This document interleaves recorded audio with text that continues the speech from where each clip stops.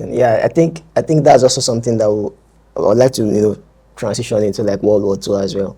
So usually when there's like a major war that happens, Yeah. one thing that like you've said even in this discussion is that when there's massive warfare, after people have fought for a long period of time, they now get tired and they're like, okay, let's calm down, right? But then in World War One, there was a pretty weird situation in the sense that even after the massive warfare and the Germans were defeated and Austro-Hungary and all of that, it didn't really lead to that long period of peace that you generally expect after massive period of warfare. What it did lead to instead was, the German sentiment starting to become more and more and more nationalistic, Yep. become more and more even imperialistic as well. You also had situation where I think this Great Depression also triggered, was part of what triggered, some of those effects, right? So it kind of like distorts the notion that at least if people had dealt with thoroughly, they would have stopped fighting. But basically, I'll just summarize it as this: like in World War One, do you feel like maybe the reason why World War Two ended up happening was because maybe there was not a final, annihilation basically of the willingness to fight through like concrete defeat, or was it also a case that the ideological differences basically were not tackled in that World War One, and eventually they still ended up leading to World War Two? Right. The question would now be like, I know we're going to talk about it in detail, but even in World War II, was the ideological differences really tackled? Of course not. They were just beaten to submission. Yeah. And True, so I think that's what really, of course, like there was a lot of integrity in World War One. Like let's be very, like when you look at it, there was so many integrity in it. Like there were so many stakes. People have like different stakes. Like it was not exactly central, I would say that. Yeah. All right. So, and one thing about war is that there's always match and rematch, except you are able to hold on to it for a long time. Yeah, and I think that's what really didn't happen. You understand, like, team, because of course you mentioned ideology. In World War II, it was more central. Like there's always different ideology here now. In World War One, maybe there was no really one thing that the fight was against. There were multiple things that the fight was against. Multiple And if stakes. part, like a section, lost that, but those things were still kind of lingering around, and we're just waiting for, let's gather together to be able. And since their resource and everything they have was not thoroughly dealt with, those things were kind of building up together. And you just need one more person, because again, let's remember that all this kind of global war, you need a few persons. It's not like the entire population that necessarily want to go to war. You just need one or two people that is able to now, guys, let's go now. We are ready, and then is able to mobilize people and go for it. And I think that's what really happened. It's not a thing of maybe they were not, maybe ideologies were not properly dealt with. It was just like there were so many things. Actually, yeah, it was so complex. There's so many things that were still lingering around, and they were just waiting for the water to be able to spring up together, and that's what happened. That led to the Second World War eventually. Yeah. I think also when you study like part of the things that led to the Second World War, it's also this sort of like the huge burden that France and Britain placed on Germany.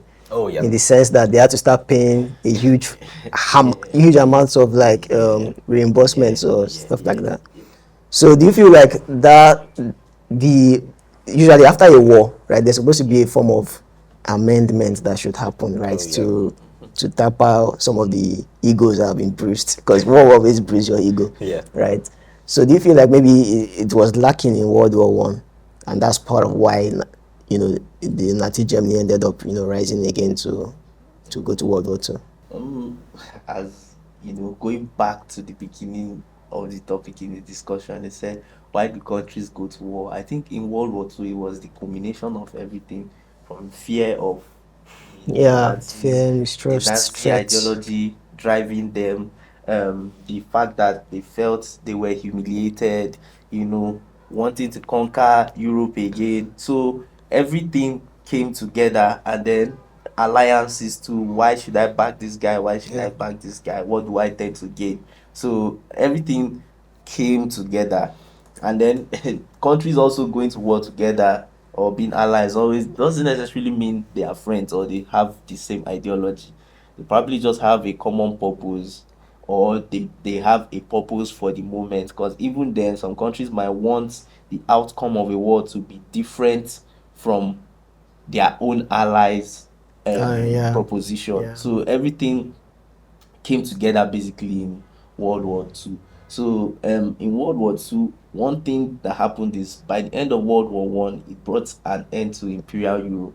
So you now had politics or politicians now controlling instead of kings. So Yeah. it became a lot of ideological clashes and things happening. And then the Germans felt humiliated by the Treaty of Versailles that they Yeah. signed Yeah. in 1919, because they ceded a lot of land, Yeah, a from lot them. of resources, a lot of power. Austria-Hungary was decapitated basically. It was cut down to size. So they felt like we've been robbed here.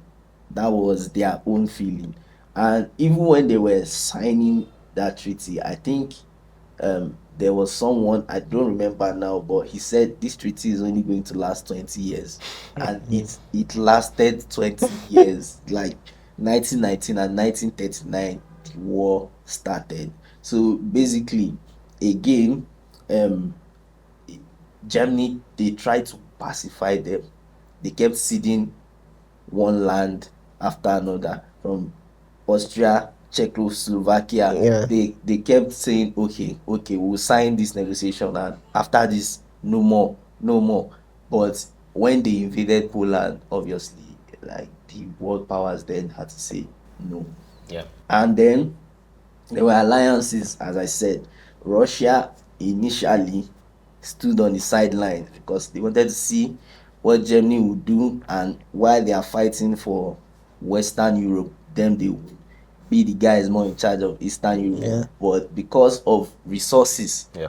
Hitler then invaded Russia, because at that time he thought the element of surprise and quickness Yeah. would overwhelm them, and unfortunately it didn't happen that way.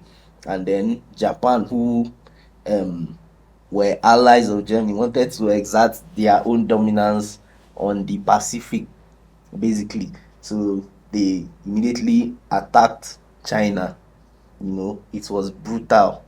They attacked, they decimated the city of Nanking, and basically were in control for most of the Chinese territory. Yeah. So, but the US, who were their trade partners at that time, placed a ban on exporting, I think, steel to them Yeah. also. Yeah. Yeah. For So, their and navy. Japanese needed steel Yeah. for the war, so they bombed Pearl Harbor, and Caused they the awoke the response. American empire.